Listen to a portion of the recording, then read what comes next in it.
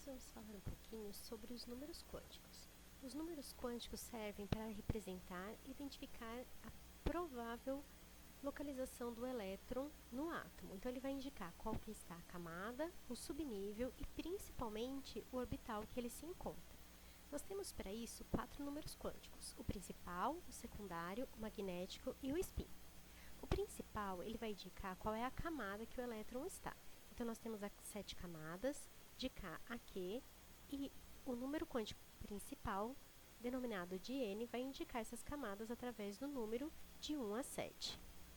O número quântico secundário ou azimutal, ele vai definir em qual subnível está o elétron.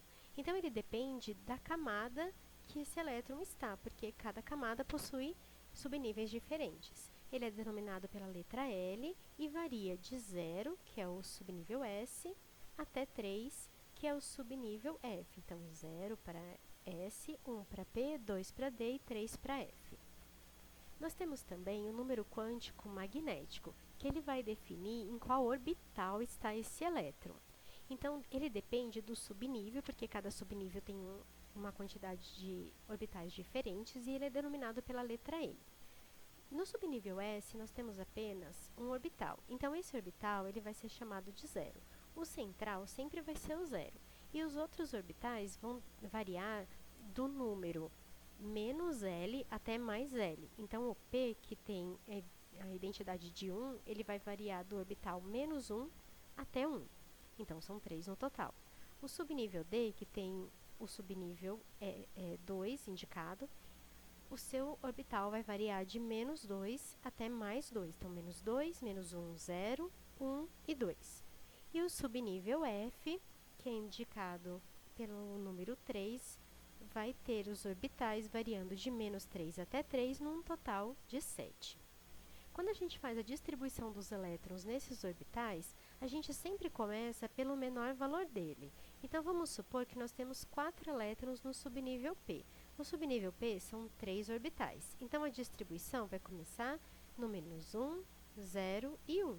E depois, todos eles com sentido para baixo, porque é a convenção. E depois que a gente preenche todos os orbitais, a gente volta a preencher do menor valor, que seria o menos 1. Então, aqui nós temos 4 elétrons distribuídos, começando no menos 1, 0, mais 1 e voltando para o 1. Para a gente identificar se esse elétron, se nesse orbital nós temos 1 ou 2 elétrons, a gente utiliza o número quântico spin, que ele vai indicar em qual sentido está a trajetória e vai ter 2 valores, o menos meio se ele estiver para baixo e o mais meio se ele estiver para cima. Então, neste caso aqui, nós temos 2 elétrons. Se ele estivesse para baixo, ele teria o spin menos 1. Como ele termina para cima, ele tem um spin mais 1. Então, a gente sabe que o subnível que o orbital está completo.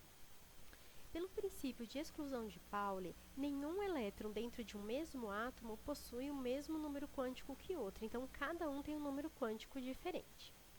Para ficar mais fácil, a gente vai fazer 2 exercícios. O primeiro é o número 6 da lista, que ele pede qual que é o conjunto de números quânticos dessa distribuição eletrônica que termina com 4F2. Então, o 4 ele vai indicar a camada, que é representado pelo número quântico N. Então, é a camada 4. O F indica o subnível. O subnível é representado pelo número quântico L. Nós temos o 0 para o S, 1 para o P, 2 para o D e 3 para o F. Então, o L vale 3. Para a gente identificar o M e o S, a gente precisa identificar quantos elétrons que a gente tem e em quais subníveis que eles estão.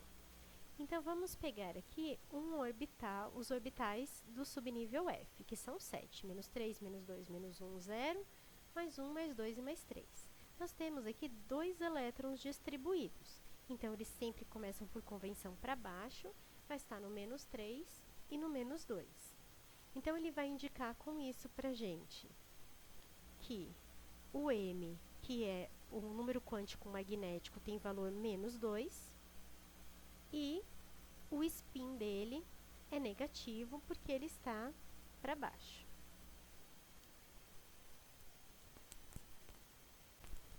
No exercício 7, ele pergunta para a gente qual o número atômico de um átomo cujo conjunto de números quânticos é esse daqui.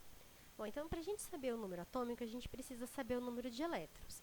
E a gente sabe que o último átomo distribuído vai estar na camada 6, porque o número quântico principal é 6, e no subnível S, porque o L, que é o número quântico secundário, indica 0, que é o subnível S.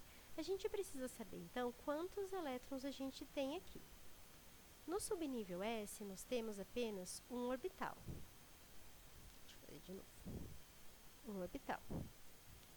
Esse orbital é indicado pelo número 0, que corresponde a esse número quântico magnético. Agora, a gente precisa saber se nós temos 1 ou 2 elétrons aqui dentro. Isso depende do número de spin.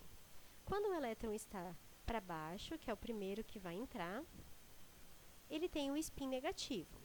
Só que no nosso caso, faz de conta que é uma setinha. No nosso caso, o spin é positivo. Então, nós temos mais um elétron aqui dentro. Deixa eu ver se eu consigo desenhar. Só que agora, com a setinha para cima. Então, nós temos 2 elétrons, o que indica aqui em cima o númerozinho 2. Já sabemos qual é a última distribuição eletrônica nossa, que precisa ser 6s2. Então, até lá, nós vamos fazer um monte de distribuição para chegar nesse número. Então, vamos lá. 1s2, 2s2, 2p6, 3s2, 3p6, 4s2, 3d10, 4p6, 5s2, 4d10, 5p6 e 6s2, que é aquele que a gente deseja. Então, vamos somar os números de elétrons. 10, 20, 30, 38, 48, 50, 56. Então, a gente sabe que o número de elétrons, que é igual ao número atômico, é igual a 56. Bom, nós fizemos, então, uma aula teórica, fizemos alguns exercícios. Eu estou disponível no fórum no dia 16/3, das 9 até as 11h50. Eu vou estar online com vocês. Qualquer dúvida que vocês tiverem, por favor, perguntem lá. É melhor perguntar no fórum nesse período, porque a gente troca informações, mas pessoas ficam atentas, né, às dúvidas, e que pode ser a dúvida de uma outra pessoa. Depois disso, eu não vou estar online, mas vocês podem perguntar, que assim que eu entrar, eu respondo para vocês. Pode ser no fórum, por e-mail, pela sala virtual, no chat mesmo, o que for melhor para vocês. Mas, por favor, se tiverem dúvidas, não deixem de perguntar, tá bom? Muito obrigada, ótimo dia para vocês.